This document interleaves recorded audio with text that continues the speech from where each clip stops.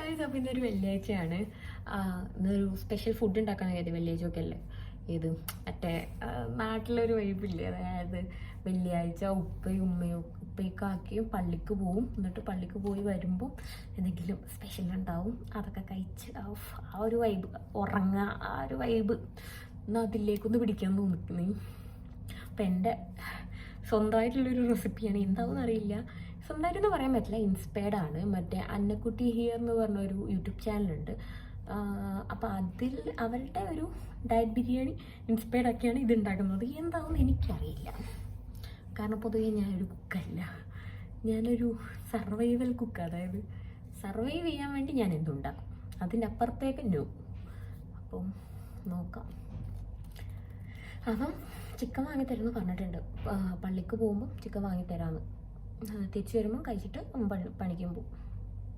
നോക്കാലോ എന്താവും. ഇതുവരെ അവൻ എനിക്കാണ് ഉണ്ടാക്കി തരാറ് ബിരിയാണിയൊക്കെ.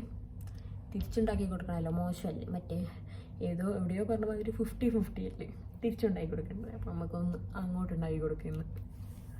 അച്ഛന് ചിക്കൻ വാങ്ങി തരാനാവില്ല, ടൈമില്ല എന്നൊക്കെ പറഞ്ഞു. സോ ഞാൻ തന്നെ തൊട്ടടുത്തുള്ള ഗ്രോസറി പോയി വാങ്ങി, ചേഞ്ചിന് മുട്ടായി വാങ്ങി.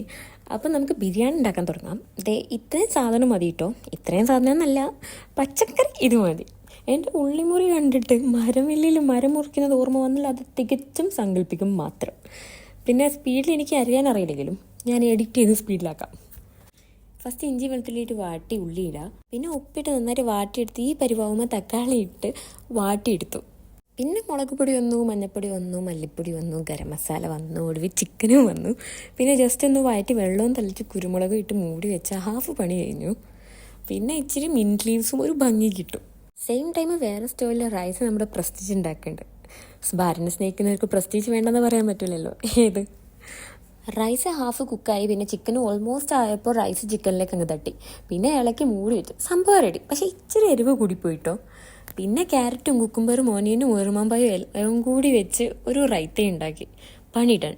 അച്ഛൻ വന്ന് നമ്മൾ വേഗം ഫുഡ് സ്റ്റാർട്ടാക്കി. ചോറും റൈത്തയും അച്ചാറും പിന്നെ ചെമ്മീൻ ചമ്മന്തിയും. ഞങ്ങൾ ഒരു പ്ലേറ്റ് മാത്രമേ യൂസ് ആകാറുള്ളൂ. എക്സെപ്ഷൻസ് എനിക്ക് ഇഷ്ടമല്ലാത്ത എന്തെങ്കിലും അവൻ കഴിക്കുമ്പോൾ. അച്ഛൻ ഫുഡ് എങ്ങനെയുണ്ട്?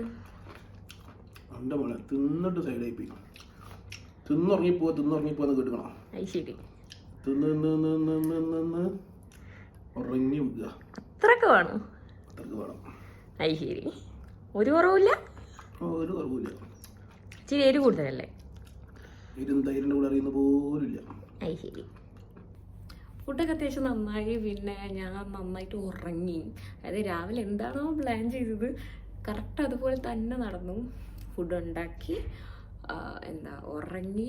അതെ, ഇപ്പോൾ ഒരു 7 മണിയായി. ഞാൻ ഇപ്പോൾ എഴുന്നേക്കുന്നത്. ഓൾമോസ്റ്റ് പണിയിൽ തപ്പുന്നവരും പണിയില്ലാത്തവരുമായിട്ടുള്ള എല്ലാവരുടെയും അവസ്ഥ തന്നെയായിരിക്കുമല്ലേ. ഉച്ചയ്ക്ക് ഉറങ്ങുക, പിന്നെ രാത്രി എഴുന്നേൽക്കുക. എനിക്കറിയില്ല, നല്ല വിഷമമുണ്ട് പണി കിട്ടാത്തതിൽ, അതായിരിക്കും. അപ്പം അങ്ങനെയാണ്. അപ്പം നമുക്ക് വീണ്ടും കാണാം. ടാറ്റാ.